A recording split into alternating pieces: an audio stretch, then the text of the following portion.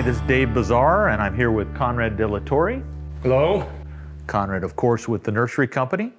And today we are going to talk about rootstocks. And Conrad, I know before we got together, you were telling me that rootstocks are the biggest thing in the nursery business now. True?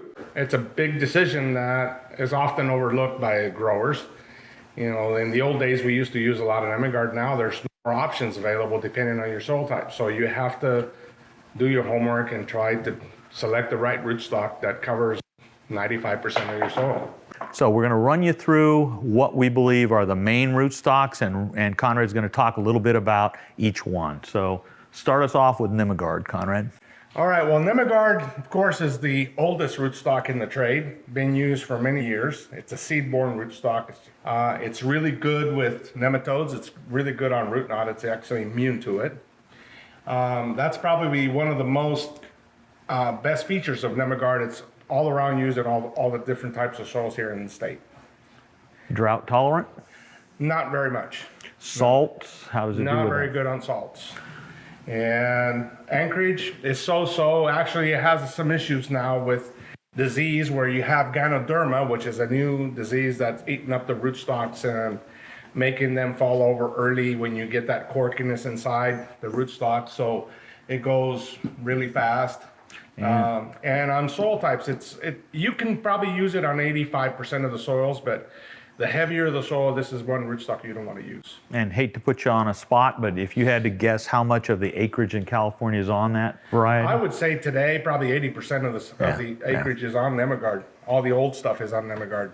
And all the new stuff going in now is all your hybrids. But let's stick with another oldie, Level. Level is another seed-borne rootstock. That one is a old rootstock that they used to use for drying, but you use it as a rootstock and it's better anchored.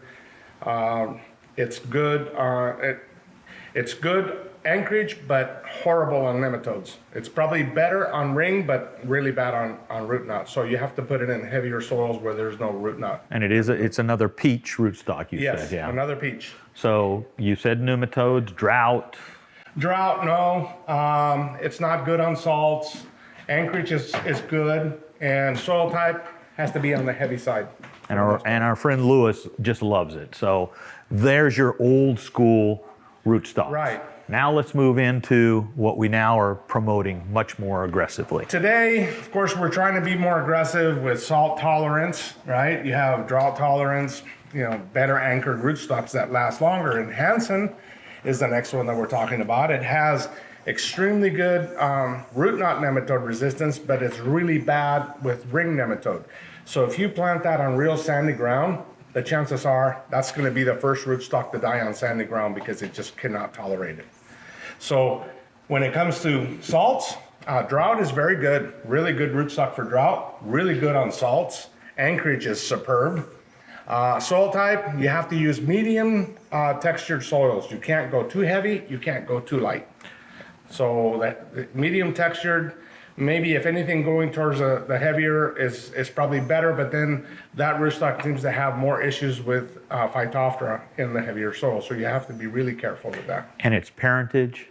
Parentage is Okinawa peach with almond rootstock. So it's a hybrid. And so Right. it's got a lot of vigor, a lot of get up and go. The most vigor big power of any rootstock that we have, that's Hansen 536. GT2.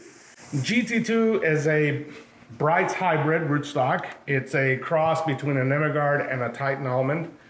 And GT2 is the nursery company's exclusive selection that we made out of about 7 selections, and we chose that one because it was more efficient. It didn't grow as strong of a tree, but it was kind of intermediate between, say, a Nemigard and a Hansen. It gave you all the nematode resistance for root knot. It gives you all the drought tolerance, the salts, excellent anchorage. On the soil types, it probably tolerates little sandier ground better than Hansen, and then maybe a little bit heavier also. But it's right there in the middle. It kind of belongs in the same family with the Hansen. Okay. Moving on. I know this is Conrad's big favorite, Viking. Viking. I come from a family that we used to grow a lot of Viking. And I mean, it's an old rootstock. The patent already ran out, so it ran out about 5 years ago. And that rootstock was really good, and it still is today, but the problem we had with it, that it would dehydrate. So failure from the nursery to the grower was just horrific. We were using that, propagating it as a hardwood cutting. Now we do it as softwood or tissue culture, and that eliminated that problem. So we bare root Viking without an issue, even growing the cold storage with softwood cuttings or even tissue culture without a problem. And you're excited about that. Very, You thought that very. was I a think- huge breakthrough. Yes. You believe you can deliver a Viking to a grower, have very little trouble getting it established. And so now tell us why you like it. I like it because it actually replaces Nemagard. It gives you the vigor that Nemagard has, maybe a little bit better, maybe 5-10% better vigor. It tolerates really sandy ground, which is really good. It's better on ring nematode than any of the rootstocks in the trade, okay, which is a big issue in sandy soils. It also covers a lot of phytophthora issues that it may have because it's got some plum in it. So it's interspecific. It has 4 different bloodlines. It has a peach, plum, almond, and apricot blood in it. That rootstock can kind of replace all the intermediate soil types, I think. It's not really great on heavy soil, but it's really good on medium to heavy all the way down to real light. So it's a really good rootstock, very productive, very well anchored, and like I said, not real heavy, but light heavy to real sandy, perfect. Okay, we'll finish up with our last one, the Root Pack R. Root Pack R is what I call the rice ground rootstock. You put it on real mucky, heavy soil. That one actually tolerates asphyxia. It tolerates more of the phytophthora. It's a smaller rootstock. I mean, it's a plum almond hybrid. So you have the salt tolerance. You have the water resistance. I mean, Ability to handle heavy, wet feet. Wet feet. But I mean, it's a give and take, right? It may be good on some things and it may not be good on others. And that happens on all the rootstocks. I mean, you're going to have advantages and disadvantages, but that rootstock is really good on heavy soils. And especially on some rootstocks, some varieties, like an Independence, it shows really good. On an Aldrich Nonpareil shows really good. Monterey had a little bit of issue on that rootstock, but I think we're still looking at it. It's a little more of a specialty rootstock. Very specialty where rootstock, these yes. might be a little more broad in range. Yes. That's a little more heavy ground, rice ground, like you said. Right. Okay. All these, we have all kinds of data from the university, all the trials that they have done, so it's really easy for us to take. You can also get a hold of our little brochure that also has quite a bit of this information in it as well. I do want to say what Conrad said before, that none of these rootstocks replace a fumigation, right? If you've got nematodes, Fumigation is a must. So- It's very important because even though some rootstocks can tolerate certain things, well, no rootstock replaces fumigation. I think fumigation is a must.